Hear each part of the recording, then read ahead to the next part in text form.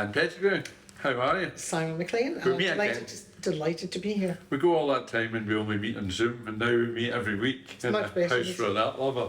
We're really moving up in the world, aren't Much we? better talking in person, always. Always, Always. yes. And we've all missed it so much. House for that lover. We've got the launch Oh, here I love of the it. I Carnelian love it. Tree. Have you any history in here? Well, I've always loved Macintosh and the Glasgow boys, and I have been to painting classes here before they moved to all the art studios across the path, and thoroughly enjoyed it. It was great fun, and had lunch every day for a week during it, which was very nice. That was the real nice benefit. restaurant. So, Dr. Pettigrew and all this creativity, art classes and writing. Well, actually, a lot of doctors I know write and paint, and there's a lot of well-known people who turn from medicine. I think medicine, more than anything else, particularly being a GP, you really get to know people because they tell you lots of things because they know it's in confidence.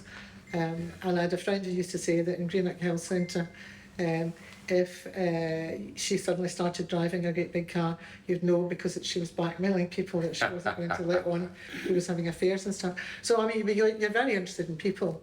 And there were loads of them like Ibsen and Khaled Hosseini and Cronin, and a lot of these people are doctors. But I discovered when I started... And pathologists, and when I was looking at the literature before I wrote my first book, I discovered that in fact there were very little in the way of books about medics and female in any form.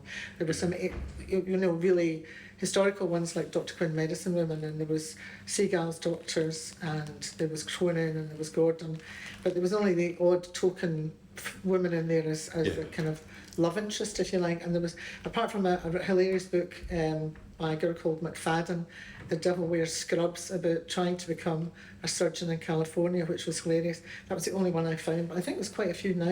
Interesting. You've started it off. So how many books have you got now, Anne? Well, that's the third one, and there's another one that's kind of halfway through, but it's different. But the first two I felt stood alone because I took this girl from Govan, working class girl, took her through university. That's not the Death Imagined? No, so the first one's not the Life Imagined. And it's mainly about the girls that went to medical school, and there was only 35% of maybe 40 actually, percent of the class were women, which people don't realise. It was in the early 70s before it was equal admission, because they kept the number of women down, and now in fact it's about 60% because it's purely on merit and interview. So so the first one took them to junior doctor stage, and the second one was more in-depth look at general practice and about this same girl, now married with kids, juggling her life like many of us do. That was not the Death Imagined. That's the Death. Not the Death Imagined is about a serial GP killer in Mulgai that she cannot convince people. Mulgai being the most leafy suburb I could think of that was least likely to contain a murderer. So that was that. So I felt that was a different thing.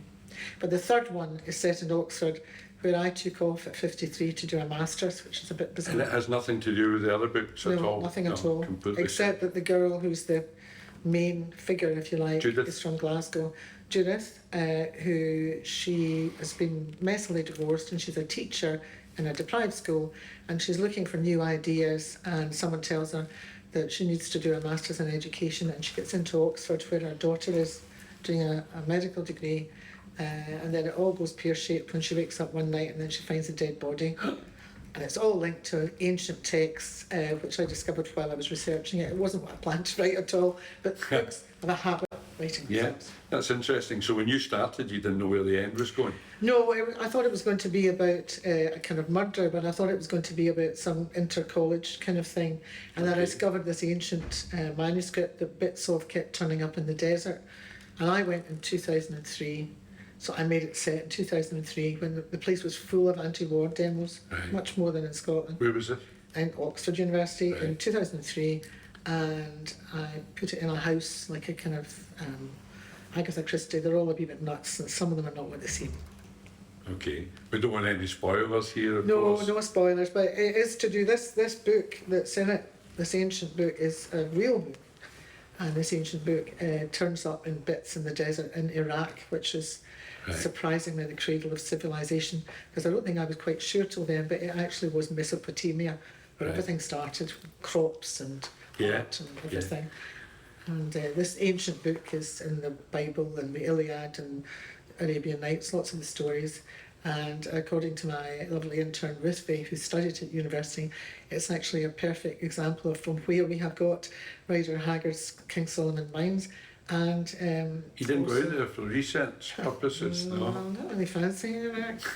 But also things like Indiana Good Jones. deals just now. I'm sure. Indiana Jones and stuff, so nothing's new under the sun. No, we just regurgitate and tie all the bits together, more and more.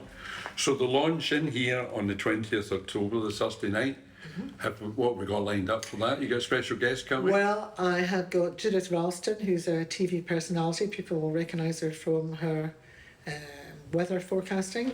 And she is also appeared in lots of other programmes and hosted things on the BBC.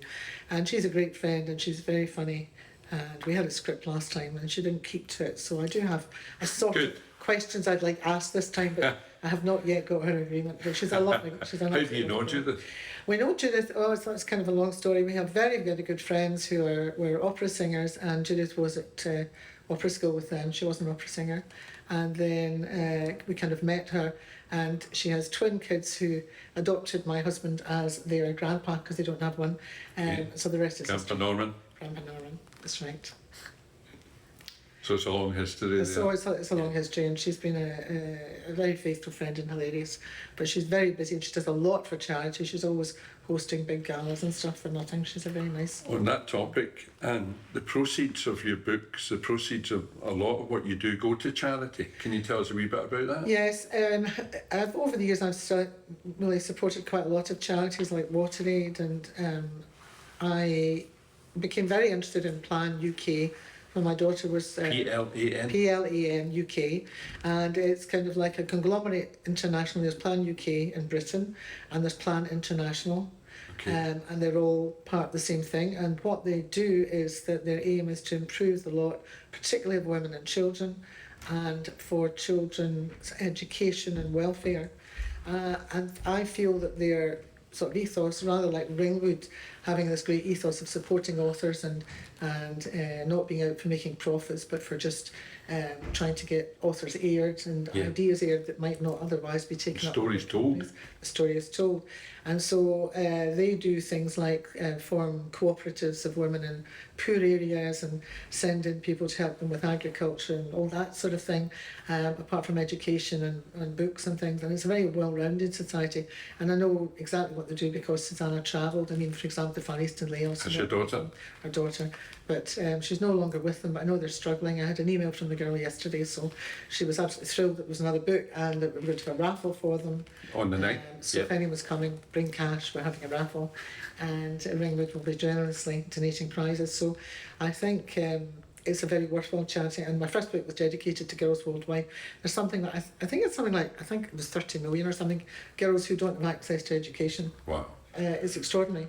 Yeah. And it's got even worse over the last few years in a lot of the Afghanistan, for example, where they've gone backwards. Yeah. So that's where my benefits, my royalties benefit. Fantastic. Going back to the book, is Judith you? No, I'm not the person in anyone. The only thing I have in common with my first person is that I liked the idea of going into general practice because you can look after a patient for years. You know, your patients for over 30 years, and if you're good at it. Oh, I don't know, but anyway, if you don't get struck off, so I like that. And that's the only thing I have in common really with the first girl, and also that I was the only person in my family who'd been to uni. Right. And my brother did go to uni later. My older brother, who's also written 3 books now, but he did an open university while he was working in the Ministry of Defence. So that's what I have in common with the first girl, and I went to uni in the 60s, so a lot of the stories in that are true. Some happened to me, some happened to friends, and so there's quite a lot of truth in it trying to help. So is it a character like that, a kind of conglomerate of people that you've known? I mean, there's different ways to do this. I did go to Glasgow Uni, and I did courses at iWrite and everything, and because you can't just sit down and write, as I thought. You need to have your characters. You need to know. I was asking you about Judith. Is she a conglomerate then? When you make up a character, she's the main protagonist in the book, obviously. Is she a conglomerate? Has she got your sense of humour? Is she named after Judith Ralston? No, Where does she had a different name. She had several different names, and I'm in an editing group of authors in Glasgow, and they felt the names I'd given her weren't right, and so we settled on Judith. So it was just a All right. fluke. But no, you just decide, and you don't want to stereotype people, but I had all the characters invented before I started. Right. So that if it was a scene, I could look and see what I decided. He would be like, like he was bad tempered, or he was very sensitive about something, or Yeah, the policeman, all these guys are. You've got an idea in your head what they're like. Mm-hmm. That's interesting. And they do things you don't. Although need you them don't to. know what they're going to do yet. Sometimes you don't. I had a timeline, but I was always having to change it because something else happened, or I thought it was something else. What's the process then, Anne? Have you got a wee office at home? Do you write at home? I write at home in my son's old room, which is now a kind of study, stacked with papers and stuff, and I can't find anything. And it looks out over a wood, Right. so it's quite quiet, and you can get a bit lost in there. Yeah, that's the whole idea. Luckily, my husband's a good cook. Right. So that's your sanctuary in there. Yes. You can wait till you smell the dinner ready and then Indeed. come out. Or he's shouting up, your dinner will be in the dog. We don't have one, but Well, that's interesting because there's a cat protagonist as well in the book. Have you got a cat? no, we don't have cats. Sadly, I'm allergic to a lot of animals, as were my kids. But the first book had a dog and cat. Yeah. And this one, the cat has a very important part in it that I won't say. Yeah. But it's also a funny cat. It's linked to ancient times because it's an Abyssinian cat, and I've discovered they are descended from the Pharaoh's cats, and they look tall and skinny, and they're kind The of plot hairless. thickens, as they say. So the poor wee cat is probably caused the murder, Right? but on the other hand has a ticket that kind of solves the murder. Okay, that's enough for now, I think. As a ticket. Sorry, can I rephrase that? So the cat causes the murder, and the cat also is responsible for solving the murder because it's got a key hidden in its collar. Right. No more plot spiders. No more, no more. On the night, have we got some readings on the night? Have you decided I on haven't that? decided on the readings, but usually I do a wee one at the beginning and then a wee one at the end, depending how long we've gone. Right. Not too long because people get bored. Yeah, yeah. Looking forward to it, and it's going to be So great am I. fun, especially at this venue, House for an Art Lover. Hopefully it's the first of many. And you said you've got another book you've started already. There's another book. Is there always an overlap? Well, the Glasgow group makes you send a chapter of something every month. Right, It's got to be new. right.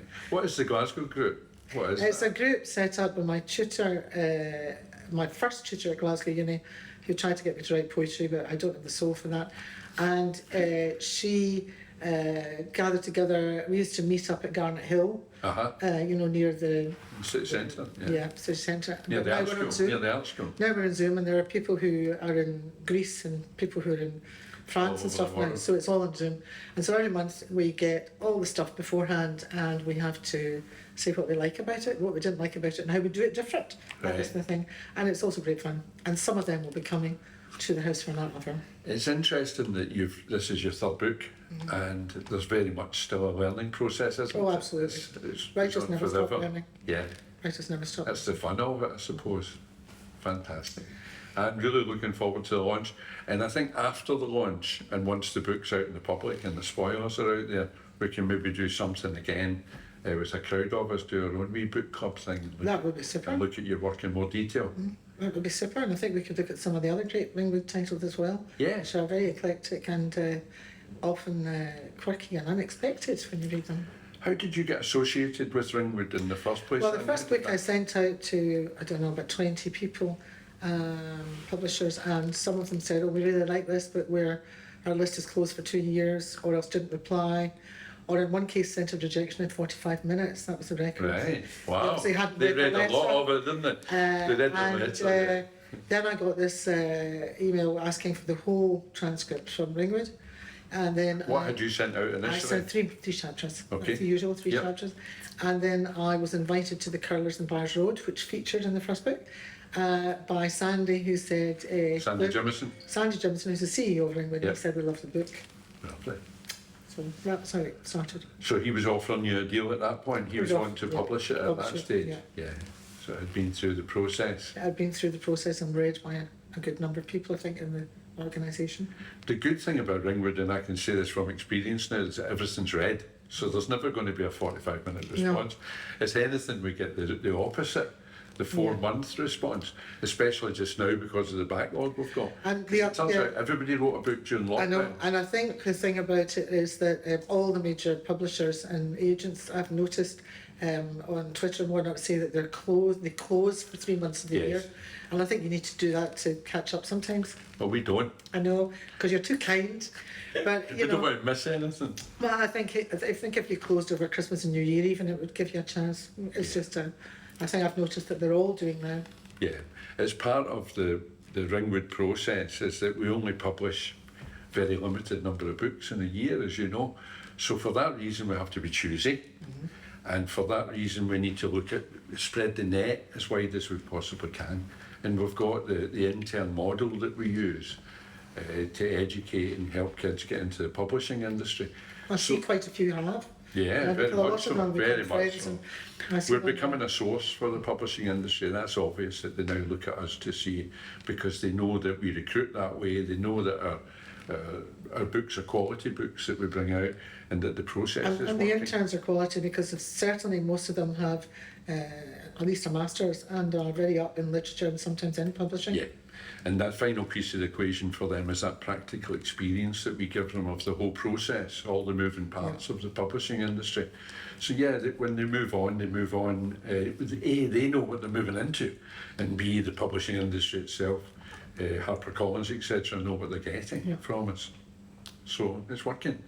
And hopefully, with people like yourself, we can keep that process, because people feed back into Ringwood as well. People that come to us with their first book, you're still there, 3 books down the road. So that's what it's all about, is building that family. Indeed. And I'm so glad you're part of it. Thank you very much. Thanks very much, Anne. Nice to be here. I'll see you on the 20th. I will indeed. I'll be better dressed. I'll be better dressed. Thank you. Thanks.